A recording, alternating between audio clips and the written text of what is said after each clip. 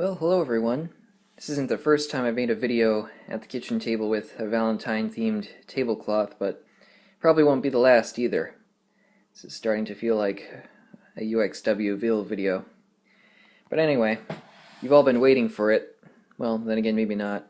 But this is the new computer from Dell, as you can see. This is also an Inspiron, like my previous one. If you haven't seen the video yet, it's the one that comes before this on my channel.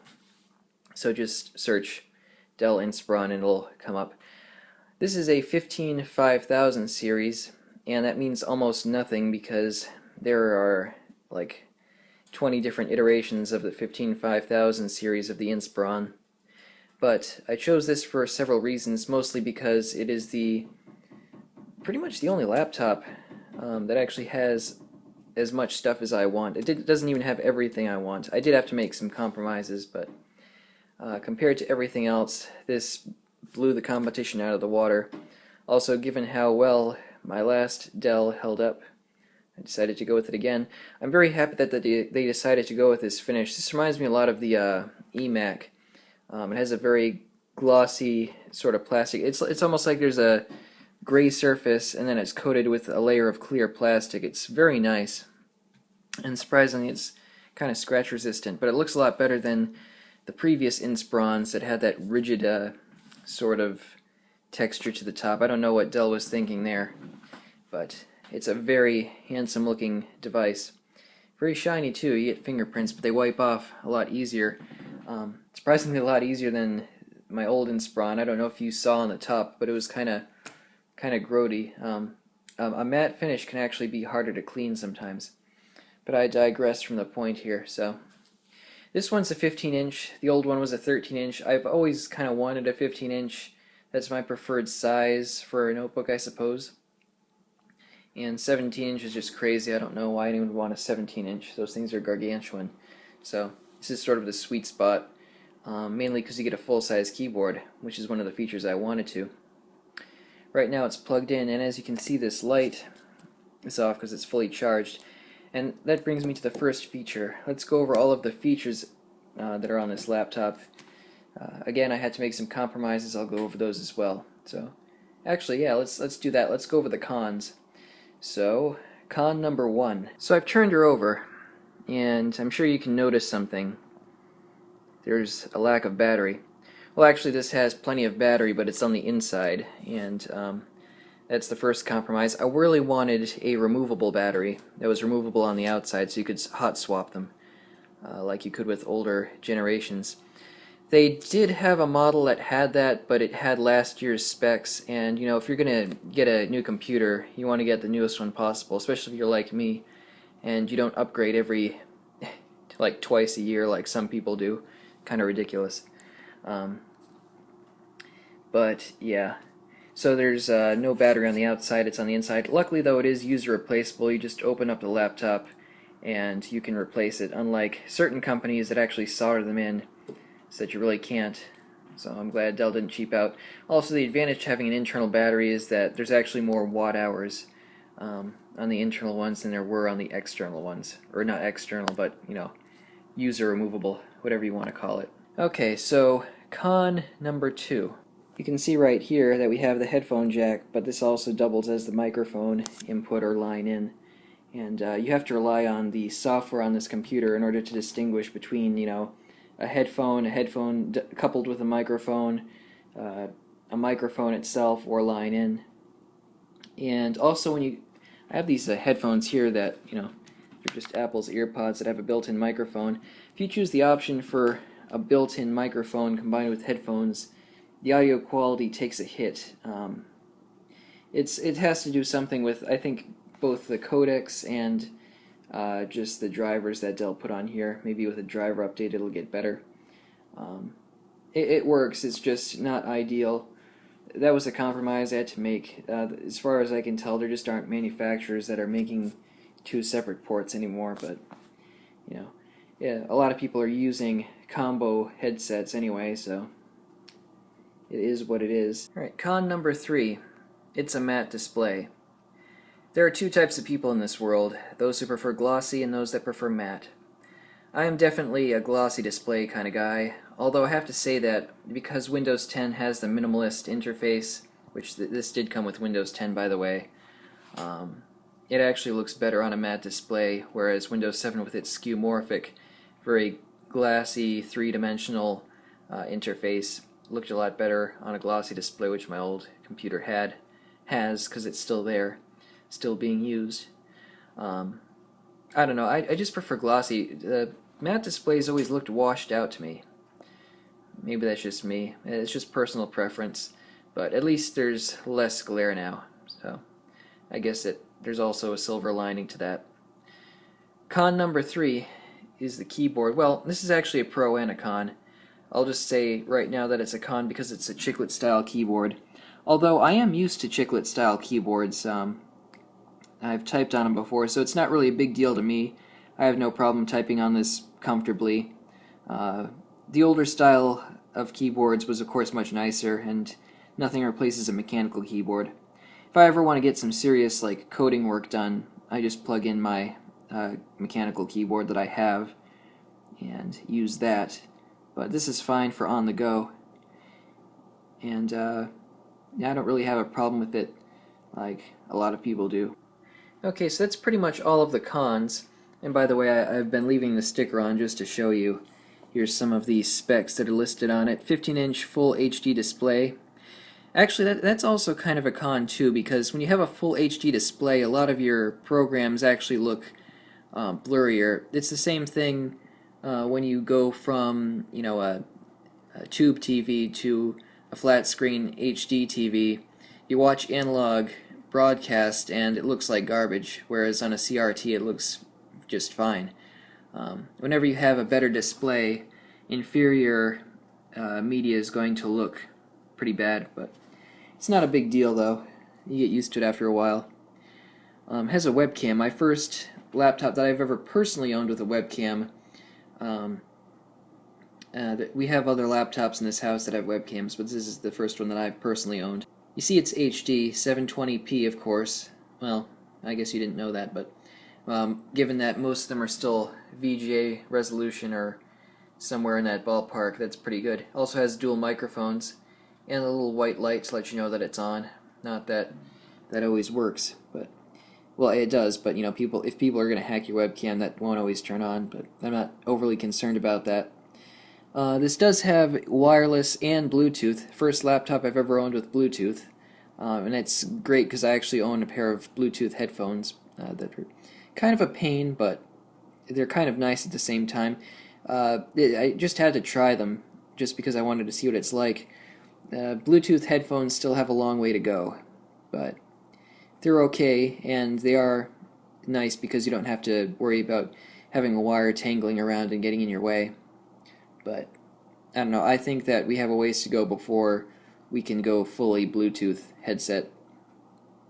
The wireless chip in here is AC, by the way. Not that I can take advantage of that because the access point in this house is still N, and at any rate our internet speeds are like 25 down and 5 up, so it's not like that's going to offer any advantage, but it makes me future-proof, quote-unquote, I guess.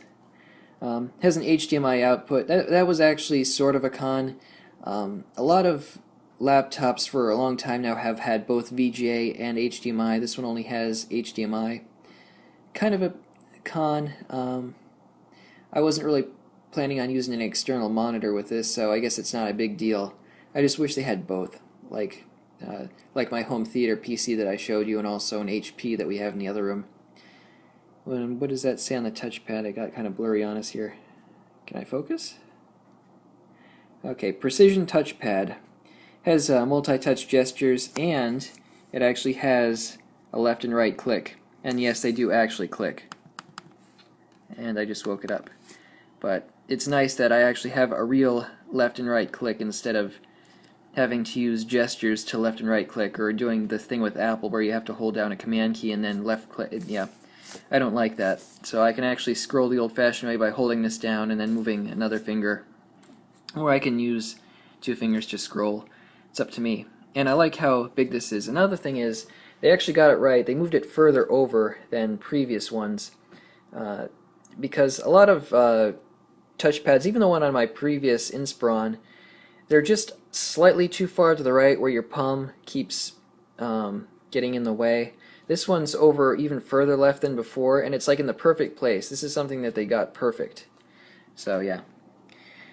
And the last thing there is the SD card reader. Pretty basic stuff. So over here we have, you can see that I actually have a real graphics card.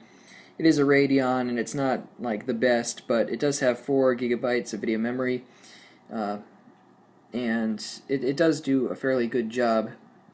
And an i7. This is something that I did not want to compromise on. I wanted an i7 just because I just want that power. I want all of that power to be at my disposal, and it comes in handy quite a bit.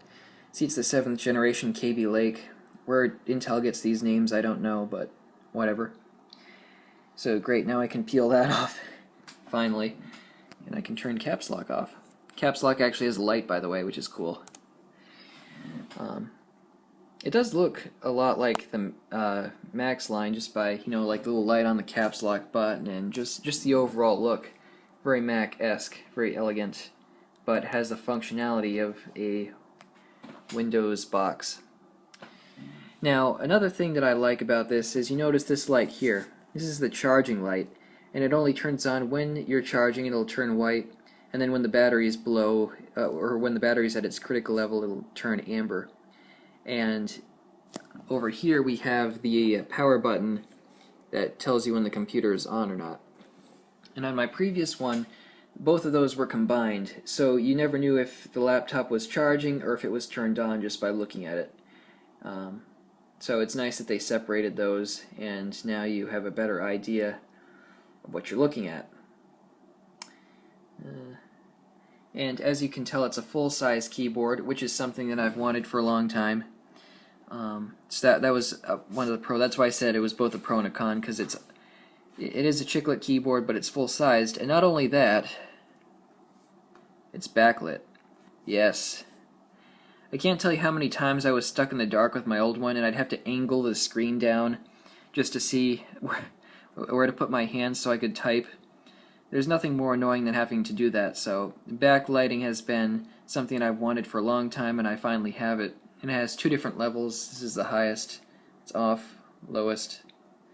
So, yeah, very nice. So just going over the ports now, you see we have our power connector, which is a much more universal connector than the old one. It would actually work with a universal adapter. Here we have the Ethernet port. Yes, it does have an Ethernet port, and yes, that it was a requirement. And it's interesting because this is a very thin laptop, and they integrated it so that this little part pulls down if you put the Ethernet jack in. And it's actually relatively well built, so I don't see this breaking off, especially since I take care of my equipment. But that is neat how they did that. So you have the option to use Ethernet if you want, and it's integrated in a way that doesn't make the laptop fat. HDMI, of course.